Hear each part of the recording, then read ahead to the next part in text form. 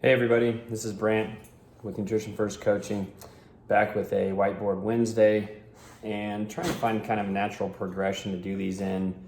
And I thought the next thing that would be interesting after we talked about kind of the hierarchy of fat loss, don't worry about the snorting dog in the background, is talking about all the specific things that go into fat loss, but then all the daily calorie needs or energy needs that our body demands, so that we can figure out kind of a total calorie amount for the day, whether that's trying to get into a calorie deficit or whether that's trying to put on some muscle and get into a little bit of a calorie surplus.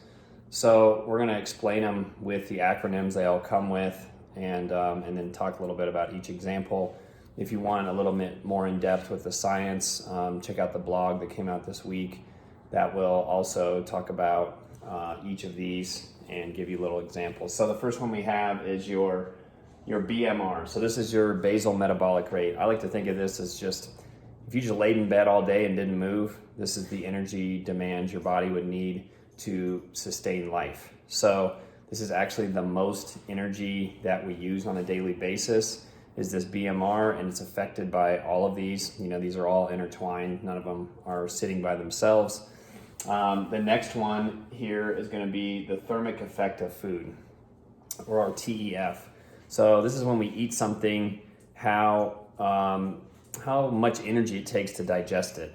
Fiber's number one, and there's a lot of things that are insoluble about fiber, undigestible, that's helpful in a bunch of different ways. But the big one being that protein, in terms of our macronutrients, is the most energy required to digest. Then carbohydrates, depending on their quality, with the higher fiber content carbs being definitely harder to digest, and then the simple ones being pretty easy to digest, and then fats being the last on that list of the TEF. Next one we have is NEAT. So this is your non-exercise activity thermogenesis. This is your twitchiness. This is how much you shake your leg when you're supposedly sitting still. This is the type of person, which is pretty similar to me, where you can't really sit still. You move around a lot. You know, you're always kind of doing stuff, you know, and you're burning little bits of calories here and there because you're pretty active. This is where we start to see these all intertwined. So if we go back up to our BMR, you know, as you try to get into a calorie deficit, this is where your body subconsciously starts to downregulate your NEAT, or your non-exercise activity thermogenesis, and starts to make you try to reserve or save some calories a little bit. So that's how these kind of all wind together. Hi, baby. And then number 4 here is probably the weirdest acronym, but excess post-exercise oxygen consumption. So this is that burn, that calorie burn after you do exercise. So if we look at these last two and how they intertwine with each other, this comes down to the type of exercise you're performing and how much muscle repair is required after the exercise, how much recovery you need. So if we give this one a comparison, like if you go for an hour walk and it's pretty low activity, not very stressful, not intense by any means, there isn't a lot of muscle recovery that has to happen from that. Pretty much stop burning calories when you stop walking.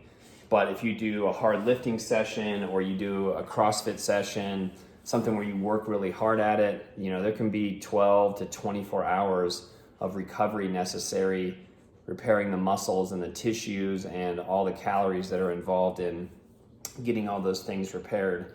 So that's kind of how these two link into each other, and then that again is going to raise your BMR. So that's how these all kind of intertwine together. Then the last one is just straight exercise. You know, we just basically talked about that. That's whatever you're going to do, whether you're playing sports, whether you're lifting weights, whether you're going for a walk, you know, cycling, whatever it is, CrossFit, all those things intertwined.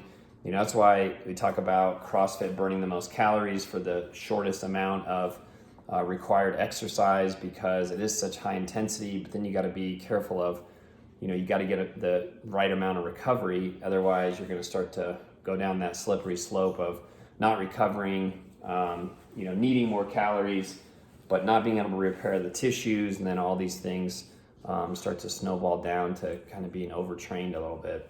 If we are looking at just the exercise specific component, it's pretty small. You know, if we talk about BMRs the most, TEF is, you know, a tiny little percentage of what you're eating quality wise. Then we talk about the non-exercise activity, thermogenesis. That's probably the one you can play with the most throughout the day, just getting up, moving around, burning little bits of calories here and there.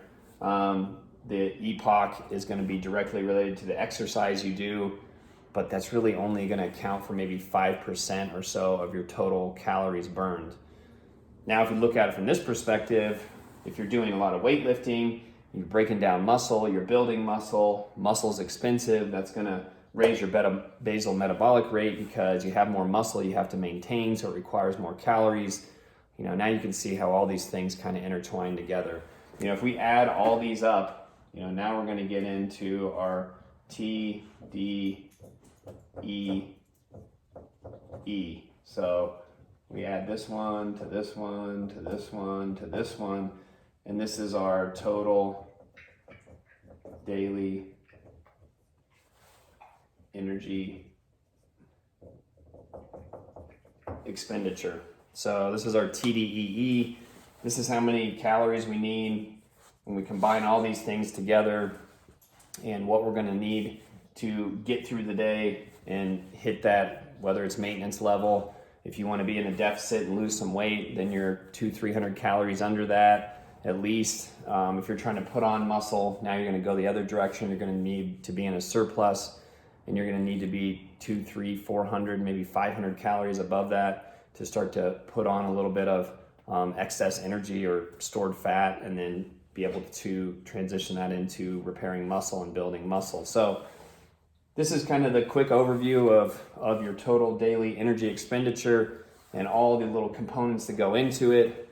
You know, see which ones you can play with a little bit, figure out what your BMR is. We'll go over that one at some point. And then from there, play with some of these little ones on here. You know, how many steps are you taking a day? That can be your NEAT. You know, how much exercise are you doing on a weekly basis, and then what's the type of exercise, and play with those a little bit. And then really go back to that quality of your food and how much energy is it taking to digest that, and how much are you getting out of that food, because if it's a higher fiber content, it's probably going to take a little bit more to digest, but you're probably not going to get as many calories out of it. So breakdown, absorption, assimilation is going to be a little bit tougher for some of those. You know, and that all goes into the quality there. So take a look at all these. DM me some more questions. If you get some good ones, start talking about them on the whiteboard. You know, give you some answers to some of these questions you might have, and the ones I get on a pretty frequent basis. If you like these videos, like and subscribe. You know, that keeps us going, and we'll see you next week.